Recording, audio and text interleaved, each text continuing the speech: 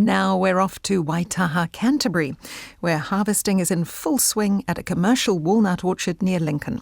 Cosmo Kentish Barnes is on the ground with walnut-growing pioneers Heather North and Clive Marsh from Lightfoot Walnuts.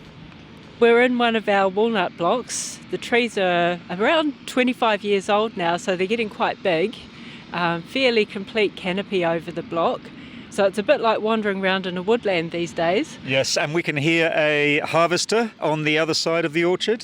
Yes, so that's travelling through the block, picking up the walnuts that are falling at this time of the year. The walnuts fall sort of from late March right through to the end of April, and we just take the harvest around the orchard several times to get them picked up bit by bit as they fall. And then, towards the end of the harvest, we actually take a tree shake around to get the last of the crop down. Mm-hmm. What varieties of walnuts do you grow here? So our main variety is Rex. That's about 3/4 of our crop here, and then 1/4 of our crop is Mayrick. And these were the varieties that came out of the trials. So the Tree Crops Association at the time, working with Lincoln University, had some cultivar trials. They'd picked out some likely seedlings from around New Zealand and put them through trials at Lincoln University, and these were the varieties that were looking really promising. So Rex, it's quite disease resistant and it's got a good shell seal, so it's quite tough in the orchard. So it's quite a good variety for harvesting. They're a smaller nut, so they're not so good for in-shell use for a table nut, but they're great for a commercial nut. Now the harvester is approaching us, and it's quite a strange looking machine. Yes, it is, and maybe we should give him some space to come up the side here. Yeah, we can see the sweeper down the side pulling the nuts in towards the pickup head that's right down the middle. It's about a 2-metre pickup with rotating rubber fingers that flick the nuts up off the surface of the ground and put them up over a conveyor belt at the back.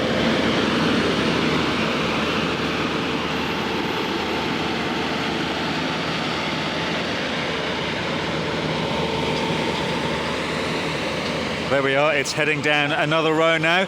Is that a machine you had to import? Yes, it was. We imported that from France. They've got a well-developed walnut industry over there, and they have orchards of similar size to us, so they have quite suitable machinery for our size of orchards. So there's a walnut industry in America, of course, but it's really big, and a lot of their orchards are enormous, and so their gear is a bit too big for our orchards. So we tend to bring a lot of our gear from France. And what's your background, Heather? What do you do when you're not here in the walnut orchard? Nothing to do with walnuts, actually. I've been working as a research scientist in satellite remote sensing for most of my career. So actually, the last couple of years I've gone back to some study, but mostly it's been sitting in front of a computer and looking at satellite images. But quite a bit of that's been of farmland as well. So, what are you studying? Agribusiness. Yes, so that is relevant to walnut orchards. Yes. When did you first become interested in walnuts, and why? I guess it was back in the late 90s. We kind of wanted to grow something, and we thought about what would be the suitable things to grow in this area. We both had full-time day jobs, so we wanted something that we could do at the same time as that. So we decided not livestock, and we wanted something that was relatively low chemical input. We sort of eventually came down to the possible nut crops that grow well in Canterbury, which were chestnuts, hazelnuts and walnuts at the time, and of those we chose walnuts. I think we like the trees, beautiful big trees, that's such a healthy nut crop. We really like the idea of growing something that's got real health benefits. And there was already a small factory operating to process walnuts in Canterbury at the time, so that was another positive for us. And that's still at West Melton, is that right? That's right, yeah. And that's where all your walnuts go to? Yeah, so it's owned by a cooperative of growers now, so that we're one of the shareholders in the co-op, and so we sell all of our walnuts to the co-op, and they market them under the Trickett's Grove brand.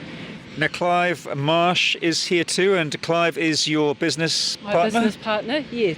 Clive, how are things going with harvesting? Going fairly well. We're probably a little over halfway through, so I guess on this finishing straight.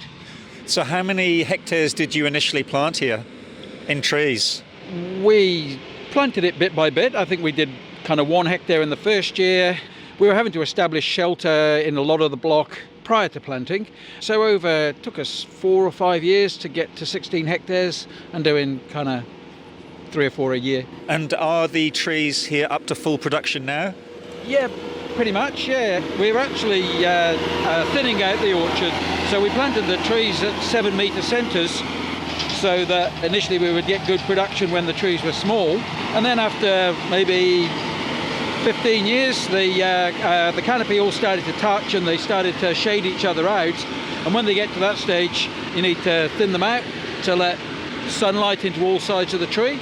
So yeah, you can see in this block a whole lot of stumps. That's where the thinning's taken place. There's lots of lovely dappled light coming through the leaves. Yeah, no, we can stand around a tree now and see light hitting all sides of it. And before harvesting, before all the nuts had fallen off, you'd see nuts on every face of the tree. And so how long does the harvest go on for here? 4 to 5 weeks. It's kind of constrained by the dryer. There are always things that happen that mean you can't run it day on day. So it always spins out to, say 30 days. Yes. Now it is quite loud in this part of the orchard, so we might head down to the next section where you've got a tree shaker, and I guess that's not quite as noisy. It's pretty noisy, but we'll be able to stop the harvester, and David can jump on the tree shaker so we can see that operating too. He's been sort of going backwards and forwards between the 2 machines. Yes. How many people have you got working here at the moment? So we have 2 main machinery drivers and 1 part-time, because we run 7 days a week. And then in the washing shed for sorting and putting the nuts through the washing process, we would have about 6 part-time people, I would say. Gosh.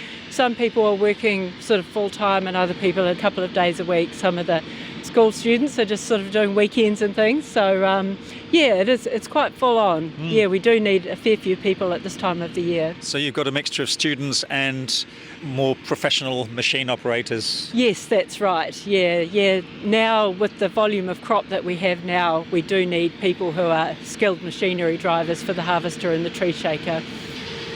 Clive, what's your other thing? What do you do apart from this? I do consulting engineering work. I've worked in process engineering for most of my professional life, but I'm also interested in health sciences and human nutrition and been involved in a few food development projects. So that's sort of consistent with the walnut thing, really.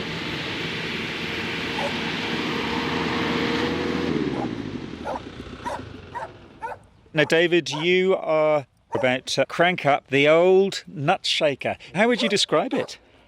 Well, it just basically clamps the tree, and then it's got an eccentric pulley which gives it a good shake. It looks like it would do quite well in a demolition derby. No, it'd be a bit slow, but it would demolish a few things, all right.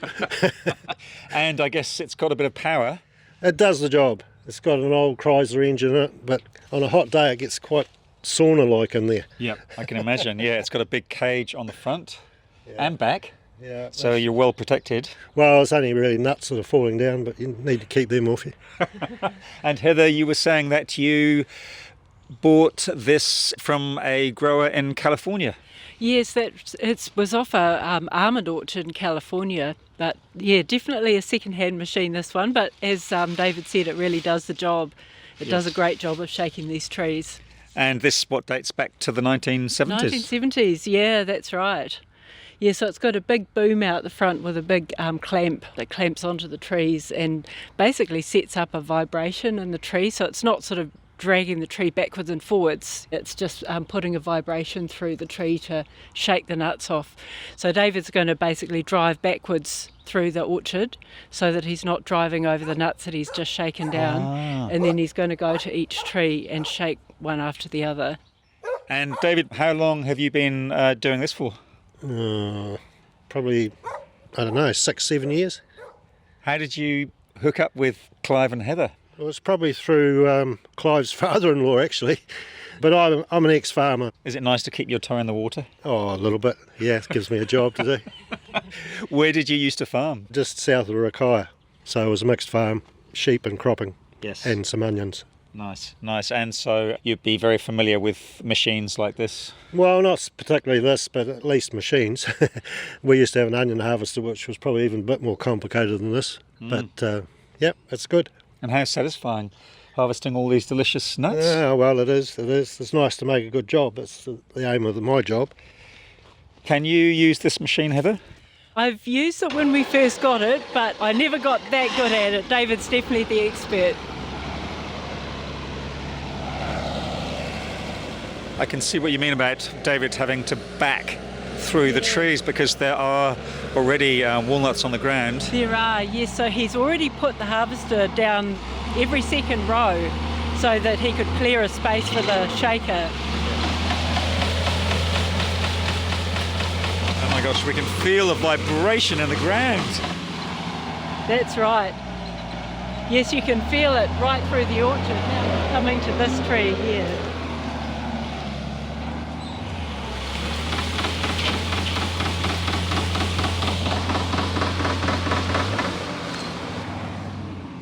How many tonnes per hectare are you harvesting from this orchard? Around 2.5, I would say on average. It goes up and down, different years, but probably 2.5 tonnes a hectare. Is that something you can improve on as the trees grow older? I think we're still learning about the canopy management side of things, just because we haven't had commercial scale walnut growing in New Zealand for very long, and we're one of the earlier ones. So there's some aspects we are still learning about, and canopy management, keeping the canopy open, is definitely one of them. And I think that'll be one thing that we'll need to keep on top of to maintain our crop. Can you sell all the walnuts you grow? Is there a huge market for walnuts here in Aotearoa? Oh yes, well we do sell them all because they all go to the co-op, and they are selling pretty much everything domestically at the moment, and actually we don't produce enough walnuts to even fulfil domestic demand. So at the moment a lot of New Zealand's walnuts are brought in from California. So we only produce, like New Zealand walnut growers only produce a part of what New Zealand consumers are eating at the moment. In terms of the terroir, I guess, of growing, do your walnuts taste different to, say, similar walnuts from California? Yeah, they really do actually, and a big part of that is probably just freshness. Actually, there's been some research done on that.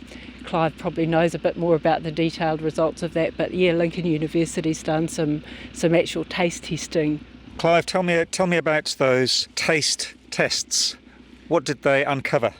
So the tests were run by a sort of sensory science expert at Lincoln University, and in simple terms he did a blind tasting of our kernel product against, I think it was 9 other kernel products that were in the retail system in New Zealand, and found that ours tasted fresher, less rancid, more nutty, and all of those tastes corresponded with traits that the customers preferred. So there was a clear customer preference for our product. So that was exciting to hear that.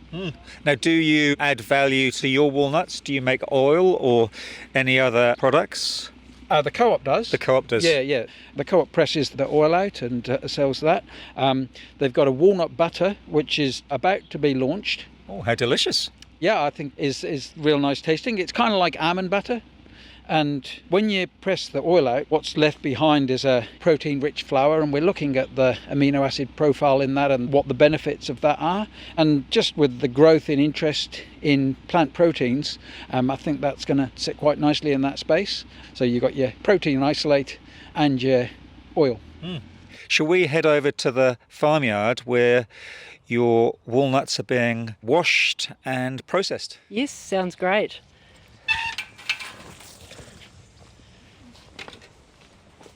I'm always amazed at how such delicious foods are grown out of trees, like fruit and nuts and things. It's an amazing process, isn't it?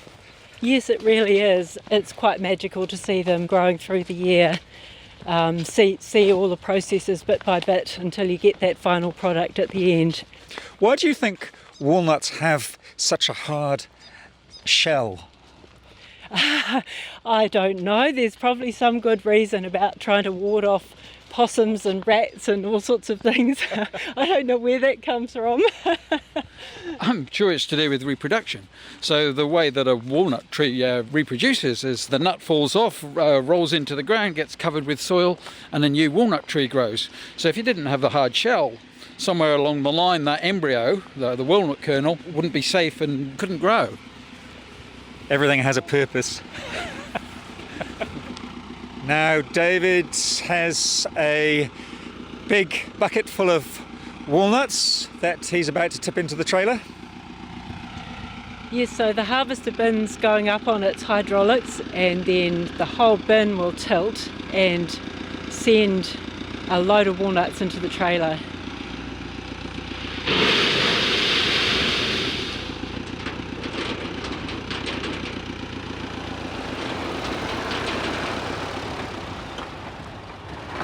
We are in the farmyard now, and David has backed the trailer into the washing shed. Yes, so bit by bit the walnuts can be brought out of the trailer. They'll be fed down into the hopper and then through these two washing machines. And then across the sorting table we have several staff there. That's where I normally work each day. And we just take out any nuts that look bad or anything that's not a walnut. So we get the occasional piece of stick or acorn or something like that. Quality control. Yes, that's right, yes. What's that noise we can hear? So that's the dryer. So yes, after the sorting table there's one more elevator which takes the nuts up into the top of the dryer. And so each day we're basically trying to fill a layer in the dryer, and we've got warm air blowing up through the nuts to dry them. How long does it take to dry a walnut? Well, we've chosen to run our system such that it takes 2 days. So there's 2 layers in the dryer. Each one of the layers can hold 2 tonnes. And so each day what we do is we take out one dry layer from the bottom, and then there's sort of a floor in between the 2 layers which opens up like a louvre, and so we can open that up, drop the top layer down to the bottom, close the floor back up, and then put another layer on the top. And once the walnuts are dried, they go into these big wooden bins, and we're looking in one now. Yeah, we've got Rex in this one, and we've got Mayrick in the other bin over there. Now the Rex are a bit smaller, aren't they? They are, yes. Do these two different varieties get processed separately when they get to the co-op?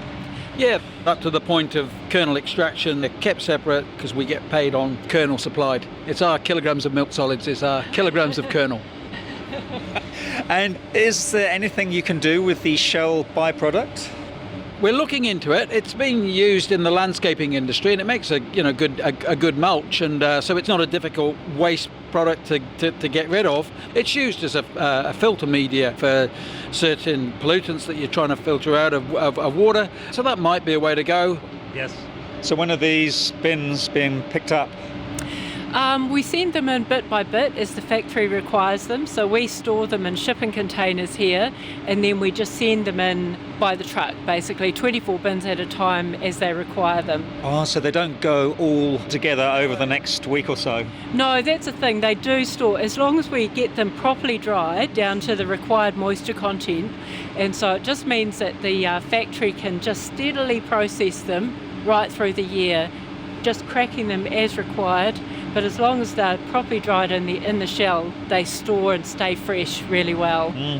What are your goals for the future? Would you like to expand this orchard? Can you expand it? We've basically planted out all the land area that we have, so we've got no room for expansion right here. We're just going to keep the canopy open really, and we expect to maintain our crop, but just with a smaller number of trees, a smaller number of larger trees as time goes on. And Heather, what do you do with walnuts in terms of cooking? Have you got any favourite recipes? Yeah, I'm not a big baker with walnuts. I'm more of a just snacking on the kernels, but I do sometimes make vegan patties. Basically, as an alternative to a minced patty, you can make a great vegan patty with beans and walnuts and tomatoes. It's a really nice way to go. Heather North there from Lightfoot Walnuts in Canterbury. Cosmo was also talking to orchard co-owner Clive Marsh and walnut harvesting machine operator David Livesey.